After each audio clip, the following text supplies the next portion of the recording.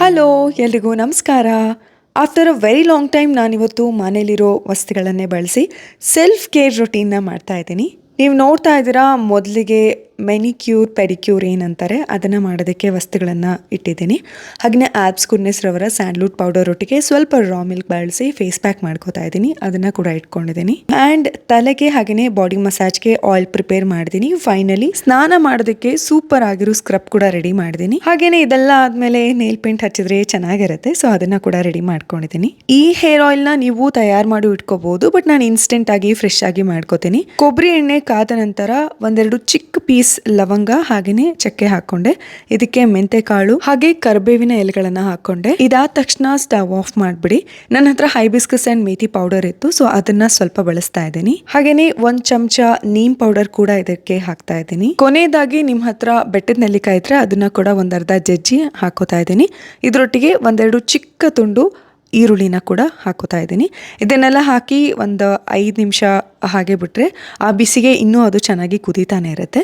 ಇದು ಒಂದು ಅರ್ಧ ಗಂಟೆ ತಣ್ಣಗೆ ಆದಮೇಲೆ ಸೋಸಿದ್ರೆ ನೋಡಿ ಈ ರೀತಿ ಸೊಗಸಾದ ಎಣ್ಣೆ ತಯಾರಾಗಿರುತ್ತೆ. ಈ ಎಲ್ಲ ವಸ್ತುಗಳನ್ನು ಹಾಕಿ ನೀವು ಓವರ್ ನೈಟ್ ಕೂಡ ಅದನ್ನು ಬಿಡ್ಬೋದು, ಬಟ್ ನನಗೆ ಈಗಲೇ ಬೇಕಿದ್ರಿಂದ ಒಂದು ಅರ್ಧ ಗಂಟೆ ಅಷ್ಟೇ ನೆನೆಸಿಟ್ಬಿಟ್ಟು ಆ ಎಣ್ಣೆನ ಬಳಸ್ತೀನಿ. ಈಗ ಈ ತಯಾರಾಗಿರೋ ಎಣ್ಣೆಗೆ ನೀವು ಸಾಸಿವೆ ಎಣ್ಣೆ, ಆಲಿವ್ ಆಯಿಲ್ ಅಥವಾ ಕ್ಯಾಸ್ಟರ್ ಆಯಿಲ್ನ ಬಳಸ್ಬೋದು. ನನ್ನ ಹತ್ರ ಕ್ಯಾಸ್ಟರ್ ಆಯಿಲ್ ಇತ್ತು, ಸೊ ಹಾಗಾಗಿ ಒಂದು ಅರ್ಧ ಚಮಚ ಕ್ಯಾಸ್ಟರ್ ಆಯಿಲ್ ಹಾಕೊಂಡು ಮಿಕ್ಸ್ ಮಾಡಿಕೊಂಡೆ. ಕನಿಷ್ಠ ಪಕ್ಷ ಸ್ನಾನ ಮಾಡೋದಕ್ಕಿಂತ 1 ಗಂಟೆ ಮುಂಚೆ ಆಯಿಲಿಂಗ್ ಮಾಡ್ಕೋಬೇಕಾಗತ್ತೆ. ನಾನಿವತ್ತು ಕಾಟನ್ ಪ್ಯಾಡ್ನ ಬಳಸಿ ತಲೆಗೆ ಎಣ್ಣೆ ಹಾಕ್ತಾ ಇದ್ದೀನಿ, ಸೊ ದಟ್ ಪ್ರತಿಯೊಂದು ರೂಟ್ಗೂ ಕೂಡ ಎಣ್ಣೆ ತಲುಪುತ್ತೆ ಅನ್ನೋ ಉದ್ದೇಶ. ಆಯಿಲಿಂಗ್ ಮಾಡೋದಷ್ಟೇ ಇಂಪಾರ್ಟೆಂಟ್ ಅಲ್ಲ, ಜೊತೆಗೆ ಒಂದು 5ರಿಂದ 10 ನಿಮಿಷ ನೀಟಾಗಿ ಮಸಾಜ್ ಕೊಟ್ಟರೆ ತಲೆ ತುಂಬಾನೇ ತಂಪಾಗಿರುತ್ತೆ, ಕಣ್ಣೆಲ್ಲ ತುಂಬಾನೇ ಫ್ರೆಶ್ ಅನ್ಸುತ್ತೆ. ಸಾಕಷ್ಟು ಜನಕ್ಕೆ ಇದರ ಅನುಭವ ಕೂಡ ಇರುತ್ತೆ.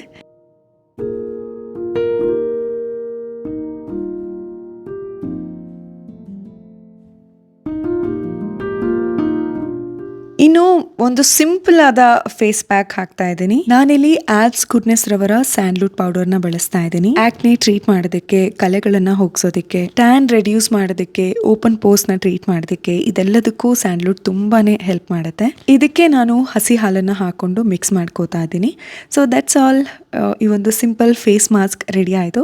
ಇದನ್ನ ಹಾಕಿ ಒಂದು ಅರ್ಧ ಗಂಟೆ ಬಿಟ್ಟು ಫೇಸ್ ವಾಶ್ ಮಾಡಬೇಕಾಗತ್ತೆ. ಇದನ್ನ ಅಪ್ಲೈ ಮಾಡೋದಕ್ಕಿಂತ ಮುಂಚೆ ನಾನು ಕಾಟನ್ ಪ್ಯಾಡ್ ಬಳಸಿ ಹಾಲಿಂದ ಫೇಸ್ನ ಕ್ಲೆನ್ಸ್ ಮಾಡ್ಕೊಂಡೆ.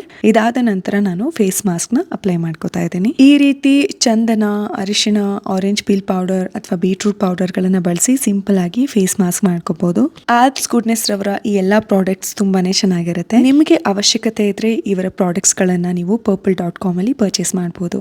ಇನ್ನು ಬಾಡಿ ಮಸಾಜ್ ಮಾಡೋದಕ್ಕೆ ನೀವು ಹೊರಗಡೆಯಿಂದ ಆಯಿಲ್ ಕೂಡ ತರ್ಬೋದು. ನಾನಿಲ್ಲಿ ಮನೆಯಲ್ಲಿ ಸಿಂಪಲ್ ಆಗಿ ಆಯಿಲ್ ಪ್ರಿಪೇರ್ ಮಾಡ್ಕೋತಾ ಇದ್ದೀನಿ. ಕೊಬ್ಬರಿ ಎಣ್ಣೆನ ಬಿಸಿ ಮಾಡ್ಕೊಂಡು ಇದಕ್ಕೆ ಆಲ್ಮಂಡ್ ಆಯಿಲ್ನ ಹಾಕೋತಾ ಇದ್ದೀನಿ. ಇದಕ್ಕೆ ಒಂದು ಅರ್ಧ ಚಮಚ ವೈಲ್ಡ್ ಟರ್ಮರಿಕ್ ಪೌಡರ್ ಹಾಗೆಯೇ ಒಂದು ಅರ್ಧ ಚಮಚ ನೀಮ್ ಪೌಡರ್ನ ಬಳಸ್ತಾ ಇದ್ದೀನಿ. ಇದಕ್ಕೆ ಒಂದು 5ರಿಂದ 10 ಡ್ರಾಪ್ಸ್ ನಿಂಬೆ ಹಣ್ಣನ್ನ ಕೂಡ ಬಳಸ್ತೀನಿ. ಇದಾದ ನಂತರ ಇದನ್ನ ಮಿಕ್ಸ್ ಮಾಡಿದ್ರೆ ಬಾಡಿ ಆಯಿಲ್ ರೆಡಿ ಆಗಿರುತ್ತೆ. ನೀಮಲ್ಲಿ anti fungal, anti bacterial, anti inflammatory properties ಇರುತ್ತೆ. ಇನ್ನು ಟರ್ಮರಿಕ್ ಅಲ್ಲಿ ಆಂಟಿಸೆಪ್ಟಿಕ್ ಪ್ರಾಪರ್ಟೀಸ್ ಇದ್ದು, ಈ ಎರಡೂ ವಸ್ತುಗಳು ಸೇರಿದಾಗ ತುಂಬಾನೇ ಒಳ್ಳೆ ರಿಸಲ್ಟ್ ಬರುತ್ತೆ. ತುಂಬಾ ಜನ ಹಬ್ಬಗಳಲ್ಲಿ ಬಾಣಂತಿಯರಿಗೂ ಕೂಡ, ಮಕ್ಕಳಿಗೂ ಕೂಡ ಇದನ್ನ ಬಳಸ್ತಾರೆ. ಈ ಎಣ್ಣೆನ ಪೂರ್ತಿಯಾಗಿ ಒಂದು 10ರಿಂದ 15 ನಿಮಿಷ ನೀಟಾಗಿ ಮಸಾಜ್ ಮಾಡ್ಕೋಬೇಕಾಗತ್ತೆ. ಇದರಿಂದ ಸ್ಕಿನ್ ಡ್ರೈನೆಸ್, ಡಲ್ನೆಸ್ ಹಾಗೇನೆ ಏನಾದ್ರೂ ಚಿಕ್ಕ ಪುಟ್ಟ ಇನ್ಫೆಕ್ಷನ್ಸ್ ಇದ್ರೆ ಹಾಗೇನೆ ಟ್ಯಾನ್ ಆಗಿದ್ರೆ ಅದಕ್ಕೂ ಕೂಡ ಇದು ಸೂಪರ್ ಆಗಿ ವರ್ಕ್ ಆಗುತ್ತೆ.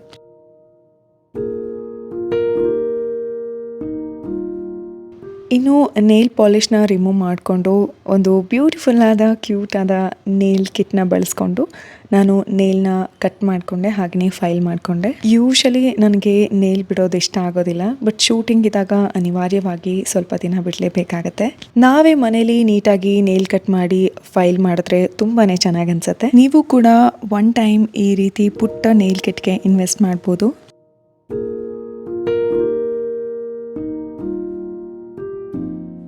And finally manicure pedicure. This is so simple.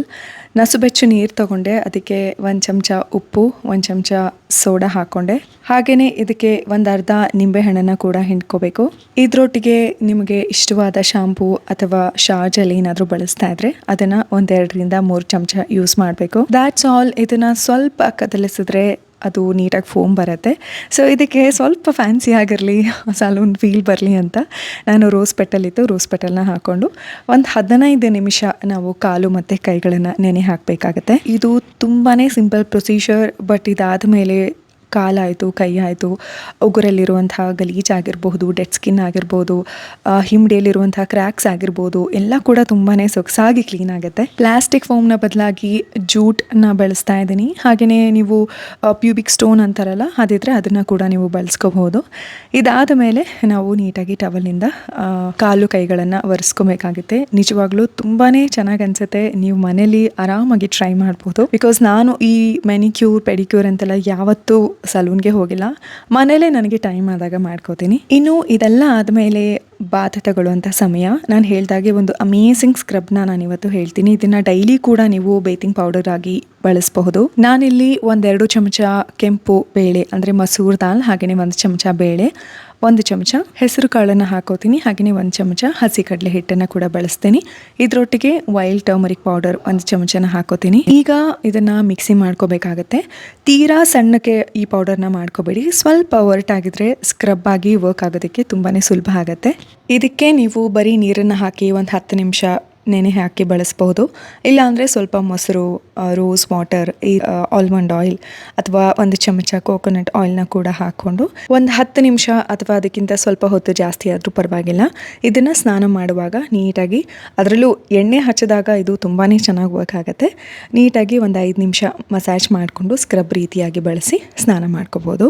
ಇದನ್ನು ನಾವು ಮುಖ ತೊಳೆಯೋದಕ್ಕೂ ಕೂಡ ಬಳಸ್ಬೋದು. ಆದರೆ ಇದ್ರ ಮೇಲೆ ಸೋಪ್ ಬಳಸೋದಾಗ್ಲಿ ಅಥವಾ ಶಾಜಲ್ ಬಳಸೋದಾಗ್ಲಿ ಮಾಡಬೇಡಿ. ಇದೇ ತುಂಬಾ ಚೆನ್ನಾಗಿ ವರ್ಕ್ ಆಗಿರುತ್ತೆ. ಇದೆಲ್ಲ ಆದಮೇಲೆ ಬಾಡಿ ತುಂಬಾ ಹಗುರ ಅನಿಸುತ್ತೆ, ಹಾಗೆಯೇ ತುಂಬಾ ಫ್ರೆಶ್ ಫೀಲ್ ಅನಿಸ್ತಿರುತ್ತೆ. ಈಗ ನೇಲ್ ಪೇಂಟ್ ಅಪ್ಲೈ ಮಾಡ್ಕೋತೀನಿ. ಹಾಗೆಯೇ ಅನಾವಶ್ಯಕವಾಗಿ ಟಿವಿ ನೋಡೋದು ಅಥವಾ ಮೊಬೈಲಲ್ಲಿ ಹೆಚ್ಚು ಸಮಯ ಕಳೆಯೋದಕ್ಕಿಂತ ಈ ರೀತಿ ನಮ್ಮೊಟ್ಟಿಗೆ ನಾವು ಸ್ವಲ್ಪ ಹೊತ್ತು ಸಮಯ ಕಳಿಬೇಕಾಗುತ್ತೆ.